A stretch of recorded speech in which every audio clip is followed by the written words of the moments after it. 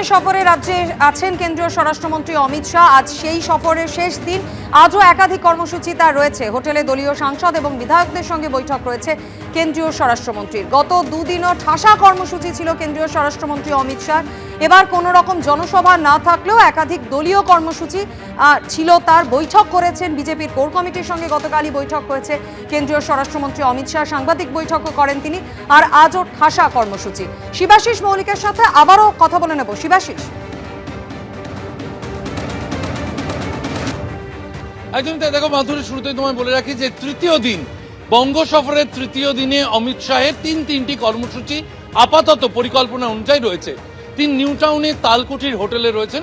সেখান থেকে বেরিয়ে তিনি এই সেক্টর 5-এর অর্থাৎ সল্টলেক সেক্টর 5-এর অল্ট এয়ার হোটেলে আসার কথা। সেখানে সাংসদ বিধায়কদের সঙ্গে বৈঠক করবেন অমিত শাহ। তাৎপর্যপূর্ণভাবে সেই বৈঠকে কিন্তু ডাকা হয়েছে লকেট চট্টোপাধ্যায়, নিশীথ প্রামাণিক, অর্জুন সিং, দিলীপ ঘোষদের মতো প্রাক্তন সাংসদদেরও। রাজনৈতিক মহলে গুঞ্জন, এই প্রাক্তন সাংসদদের 26-এর বিধানসভা ভোটে লড়াই করানো হবে এবং তারা যেহেতু 26-এ বিধানসভা ভোটে প্রতিদ্বন্দ্বিতা করতে পারেন, সম্ভাব্য প্রার্থী হিসেবেই কিন্তু আজকের বৈঠকে তাদেরকে ডাকা হয়েছে। দিলীপ ঘোষ, নিশীথ প্রামাণিক, লকেট চট্টোপাধ্যায়, অর্জুন সিং ইতিমধ্যে অল্ট এয়ারে এসে পৌঁছেছেন। শুভেন্দু অধিকারী, শ্রমিক ভট্টাচার্য, সুকান্ত মজুমদাররাও পৌঁছে গিয়েছেন। আর কয়েক মিনিটের মধ্যেই এসে পৌঁছবেন কেন্দ্রীয় স্বরাষ্ট্রমন্ত্রী অমিত শাহ। এরপরই কিন্তু রণকৌশলের যে বৈঠক, সেই বৈঠক শুরু হবে এবং এরপর তিনি চলে যাবেন সায়েন্স সিটি অডিটোরিয়ামে। সায়েন্স সিটি অডিটোরিয়ামে 1:45 নাগাদ তার পৌঁছানোর কথা। সেখানে কলকাতা সংলগ্ন যে 4টি সাংগঠনিক জেলা রয়েছে, উত্তর কলকাতা, দক্ষিণ কলকাতা, যাদবপুর এবং উত্তর কলকাতা শহরতলি, এই 4 সাংগঠনিক জেলার মন্ডল স্তরের কার্যকর্তাদের সাথে বৈঠক করবেন অমিত শাহ। তারপর ঠনঠনিয়া কালীবাড়িতে পুজো দিয়ে তার কলকাতা থেকে দিল্লি ফিরে যাওয়ার কথা। অবশ্যই এই কর্মসূচির দিকে আমাদের নজর থাকবে। আপাতত শিবাশিস, ধন্যবাদ। অন্যদিকে গতকাল অনুপ্রবেশ সহ একাধিক ইস্যুতে সুর চড়ান কেন্দ্রীয় স্বরাষ্ট্রমন্ত্রী অমিত শাহ। আর অনুপ্রবেশ নিয়ে তুঙ্গে উঠেছে তরজা। সরকার জমি না দেওয়ায় সীমান্তে ফেন্সিং আটকে রয়েছে বলে অভিযোগ তুললেন অমিত শাহ। পাল্টা পাহেলগাঁওয়ে জঙ্গি হামলার প্রসঙ্গ টেনে আক্রমণ শানিয়েছেন মমতা বন্দ্যোপাধ্যায়। এরই মধ্যে অনুপ্রবেশ রুখতে বার্তা দিয়েছেন রাজ্যপাল। और न केवल घुसपैठ रोकेंगे, सारे घुसपैठियों को चुन चुनकर भारत के बाहर निकालने का काम भी भारतीय जनता पार्टी की बंगाल सरकार करेगी। মিথ্যে কথা, বাংলায় শুধু অনুপ্রবেশকারী, কাশ্মীরে নাকি নেই। পহেলগাঁও তাহলে কি আপনারা করলেন? এসআইআরের আবহে বিধানসভা ভোটের আগে যখন অনুপ্রবেশ অন্যতম প্রধান ইস্যু হয়ে উঠেছে, তখন ফের একবার এ নিয়ে সরব হলেন অমিত শাহ। 2014 থেকে 2025 প্রায় 12 বছর ধরে কেন্দ্রে ক্ষমতায় রয়েছে বিজেপি। সীমান্ত সুরক্ষার দায়িত্ব বিএসএফ এর, আর বিএসএফ কেন্দ্রীয় স্বরাষ্ট্র মন্ত্রকের অধীনস্থ। স্বরাষ্ট্রমন্ত্রী অমিত শাহ, তাহলে অনুপ্রবেশের দায় কি কেন্দ্রীয় স্বরাষ্ট্রমন্ত্রীর নয়? বারবার এই প্রশ্ন তোলে তৃণমূল। এদিন তার জবাব দিয়েছেন অমিত শাহ। वो ठीकरा फोड़ते हैं कि बीएसएफ है, वो रोक नहीं रही है। ममता जी, मैं आज आपको इस सार्वजनिक प्रेस वार्ता में पूछना चाहता हूं कि कौन सरकार है, कौन सी सरकार है बांग्लादेश की पूरी सीमा पर जो वाड़बंदी करने के लिए, बॉर्डर पर फेंसिंग करने के लिए जमीन नहीं देती है? अगर आप जवाब न दे पाए तो मैं ही देता हूं। आपकी ही सरकार है जो जमीन नहीं देती है, जिसके कारण फेंसिंग का काम समाप्त नहीं होता है। फिर भी भौगोलिक रूप से कठिन सीमा पर से कोई घुस कर आता है तो कहां जाता है?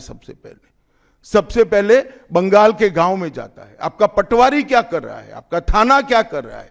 क्यों इसको अरेस्ट नहीं किया जाता? एक ऐसी मजबूत राष्ट्रीय ग्रिड बनाएंगे जो बंगाल से घुसपैठ को समाप्त कर देंगी। इंसान छोड़ दीजिए, परिंदा भी पैर नहीं मार पाए, इस प्रकार की एक मजबूत ग्रिड की रचना हम करेंगे। তুমি মহারাজ সাধু হলে আজ, আমি আজ চোর বটে? জিজ্ঞেস করুন দুঃশাসন মন্ত্রী, বিএসএফ কার হাতে? অনেক জমি তোমায় দিয়েছি, কিন্তু তুমি করতে পারোনি। আগে ওগুলোর কাজ শেষ করো, যে জমিগুলো দিয়েছি তারপরে আবার দেব। তোমার তো বর্ডার করার কাজ নয়, তুমি এখন 1.5 কিলোমিটারটাকে 50 কিলোমিটার বাড়িয়ে দিয়ে গ্রামে গ্রামে ঢুকে বিএসএফকে দিয়ে থ্রেট করছে। অনুপ্রবেশ ইস্যুতে সুর চড়িয়েছেন অভিষেক বন্দ্যোপাধ্যায়। অনন্ত মহারাজ বলছেন যে দেশের স্বরাষ্ট্রমন্ত্রী হচ্ছে সবথেকে বড় ঘুষপেটিয়ার পাকিস্তানি। জগন্নাথ বাবু সে বলছে যে বিজেপি যদি বাংলায় ক্ষমতায় আসে তাহলে আর বর্ডার বলে কিছু থাকবে না। সেই বর্ডার অমিত শাহ সিকিউর করার জন্য মমতা বন্দ্যোপাধ্যায়কে দায়ী দিচ্ছে। বিজেপি কি তার বিরুদ্ধে কোনো শোকজ নোটিশ সার্ভ করেছে? তা অমিত শাহ আগে তাদের দলের বিধায়ক লোকসভা এবং রাজ্যসভা তাদের সাথে কথা বলুক, তারপরে সব বলবে। Bengal is opening door for the infiltrators. I think we must take strong action in West Bengal, Bangladesh border. SIR আবহে অনুপ্রবেশ ইস্যু নিয়ে তরজার আঁচে ফুটছে রাজ্য রাজনীতি। এই প্রেক্ষাপটে অনুপ্রবেশ রুখতে বার্তা দিলেন রাজ্যপাল CV Ananda Bose. The state, we are a federal entity. State has got certain responsibilities, the center has got certain duties. Both of them will join together. If there is any hitch, we will certainly sort it out. অনুপ্রবেশ রুখতে সীমান্তে কতটা সক্রিয় BSF, এদিন কলকাতায় একটি অনুষ্ঠানে তা তুলে ধরলেন বিএসএফ এর আধিকারিক। हम सभी जानते हैं कि अवैध घुसपैठ और तस्करी यहाँ की प्रमुख समस्या है, जिससे निपटने के लिए आधुनिक तकनीक से सीमा की निगरानी की जा रही है। এসআইআর শুরু হতেই দলে দলে অনুপ্রবেশকারীদের বাংলাদেশে ফিরতে দেখা গেছিল। সেই অনুপ্রবেশ নিয়ে এবার সরগরম রাজ্য রাজনীতি। আবির দত্ত, আশাবুল হোসেন ও ব্রতদেব ভট্টাচার্যর রিপোর্ট, এবিপি আনন্দ। আজ বছরের শেষ দিন আর আজই মরশুমের শীতলতম দিন। পারদ নেমেছে 11-র ঘরে। হিন্দল দে আমাদের প্রতিনিধি সরাসরি আমাদের সঙ্গে রয়েছেন। হিন্দল, রাজ্য জুড়ে এই যে হাড় কাঁপানো শীতের আমেজ, নতুন বছরের শুরুর দিকেও কি সেটা বজায় থাকবে? কি বলছে আবহাওয়া দপ্তর? একেবারেই দেখো, আলিপুর আবহাওয়া দপ্তর যেটা স্পষ্টত বলছে যে এই হাড় কাঁপানো শীত বা শীতের আমেজ যেটা উপভোগ করছে রাজ্যবাসী, সেখানে কলকাতায় 11 ডিগ্রি সেলসিয়াসে নেমেছে তাপমাত্রা, এবং যেটা কিন্তু এই মরশুমের মধ্যে শীতলতম দিন হিসাবে আবহাওয়া দপ্তর বলছে। শুধু কলকাতা নয়, একটা জেলা আরেকটা জেলাকে টক্কর দিচ্ছে। কলকাতায় যখন 11 ডিগ্রি সেলসিয়াস, সেখানে কিন্তু যেটা দেখা যাচ্ছে বীরভূমের তাপমাত্রা কিন্তু 6.5 ডিগ্রি সেলসিয়াস। তার পাশে মালদার তাপমাত্রা 9.5 ডিগ্রি সেলসিয়াস, এবং উত্তরবঙ্গের দার্জিলিংয়ে যদি চলে যাই, দার্জিলিংয়ে সেখানে তাপমাত্রা তো 3.4 ডিগ্রি সেলসিয়াস দাঁড়িয়েছে।